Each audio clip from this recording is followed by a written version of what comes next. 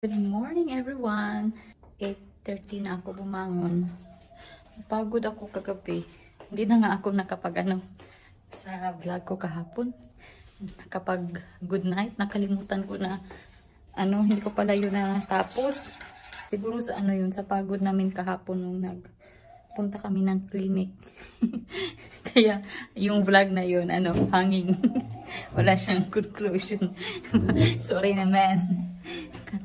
Kain tayo guys. Yung breakfast ko is lang Milo. Hinaluan ko ng gatas at saka yan, itong tinapay na to. And pag gutumin ulit maya maya, kain na ako ng prutas.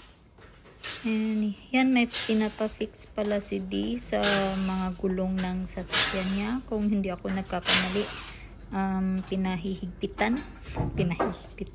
Basta yung ganun. Kasi loose na siguro. So yan si Kuyang Kabayan. Yan yung ginagawa niya as of this moment. Yung 4 na gulong, lahat yan inayos niya. Si Jabba, tinatahol pa si Kuya.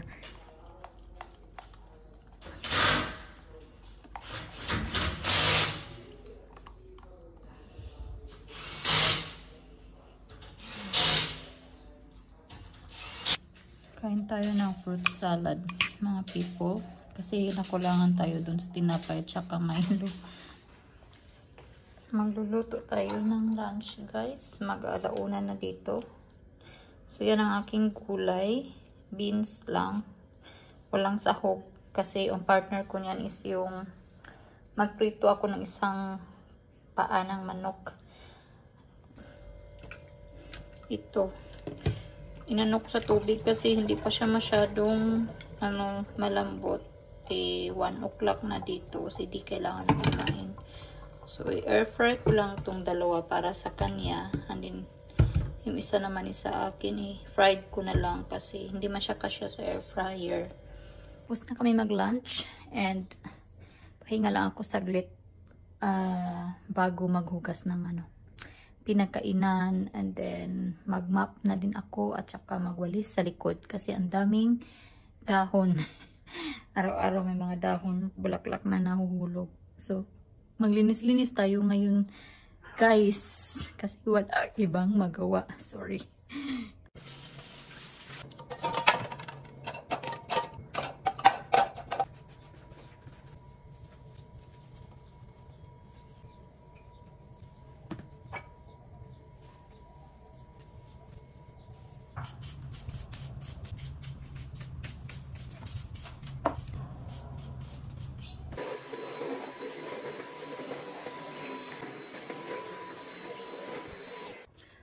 By the way, na-receive ko na pala yung lahat ng result ko sa test kahapon, and so far naman daw, sabi ni D, yung glucose tolerance test ko is goods naman.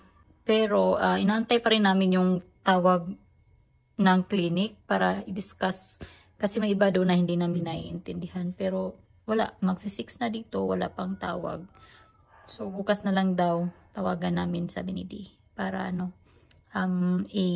i-follow up kung ano yung mga kailangan gawin, kung mayroon bang mga dapat gawin based sa result ng test.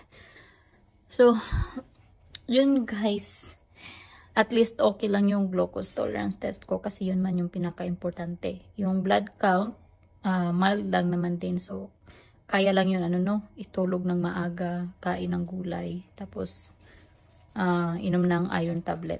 So, mga ganun. Tinatawag na ako.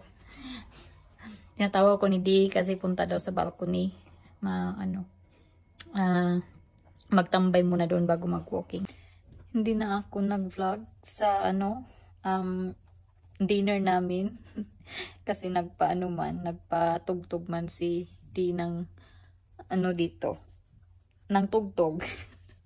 So ayaw ko naman na parang yung mood niya.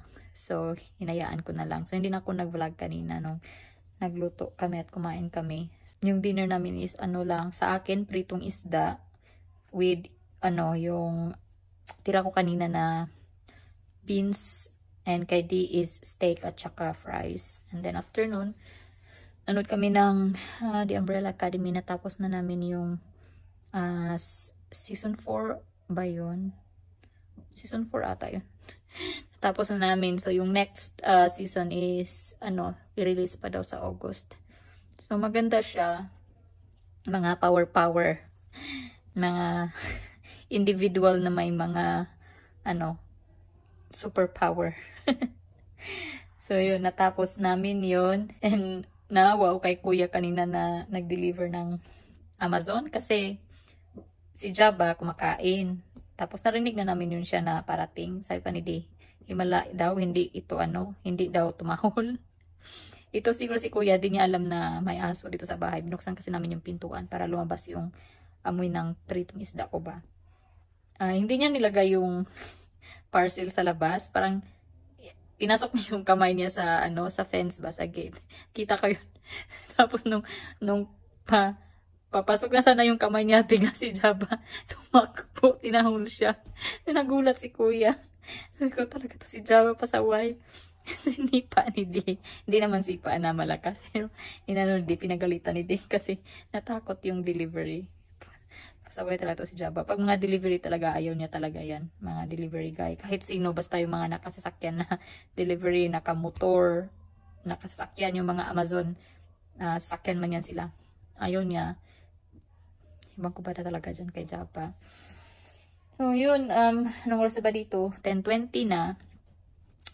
So, matutulog na kami kasi yan, may trabaho pa si Di bukas. Ako, wala man akong work. Pero, kailangan pa matulog ng maaga kasi nga mildly anemic tayo mga people. So, need ng rest. And, yun lang ang aking vlog for today. By the way pala, Ramadan Karim pala sa mga kababayan nating Muslim. First day of Ramadan today. So, first day of fasting pala nila today. So, yun. Ramadan Karim. And, salamat guys sa inyong panonood. Palagi, ingat kayo and God bless. Bye-bye!